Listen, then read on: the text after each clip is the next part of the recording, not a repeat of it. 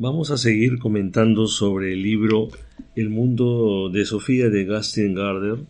En esta oportunidad vamos a conversar un poquito de Sartre, que fue un gran filósofo francés, dramaturgo, escritor, biógrafo y una serie de atributos que se le pueden dar a este gran señor que fue y que sigue influenciando en pleno siglo XXI.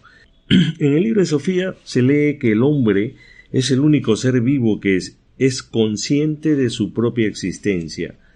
Sartre dice que las cosas físicas solamente son en ellas mismas, pero el ser humano también es para él mismo.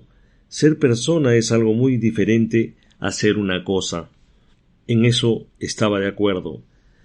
Sartre dice que la existencia del hombre precede a cualquier significado que pueda tener.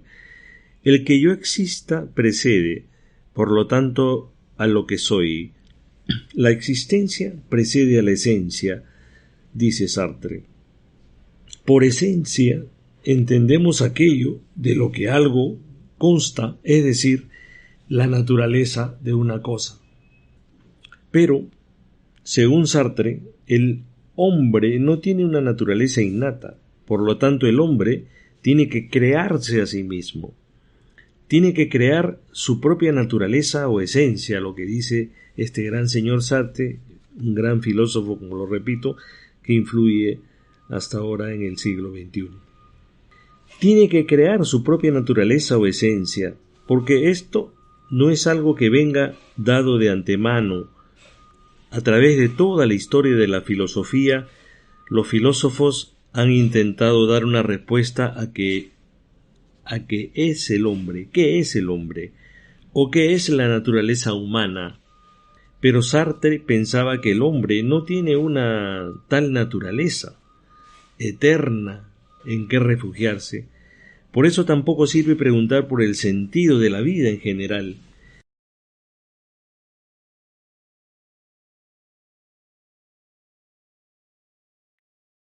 Estamos, en otras palabras, condenados a improvisar.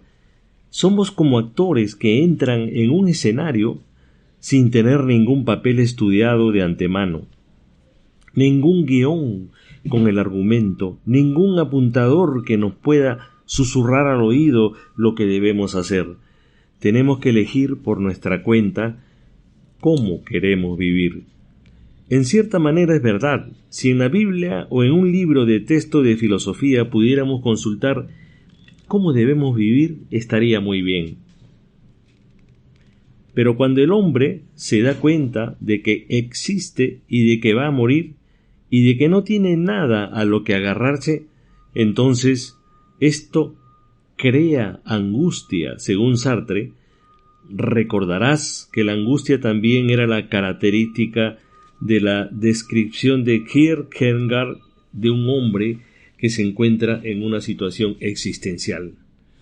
Sartre dice además que el hombre se siente extranjero en un mundo sin sentido. Al describir la alienación del hombre, recoge al mismo tiempo pensamiento de grandes personajes en la historia.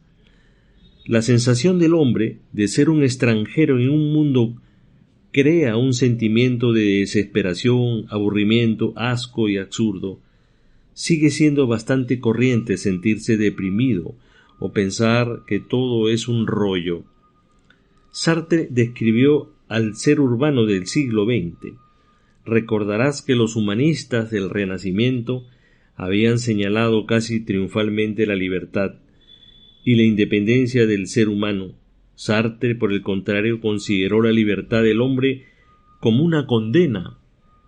Decía que el hombre está condenado a ser libre.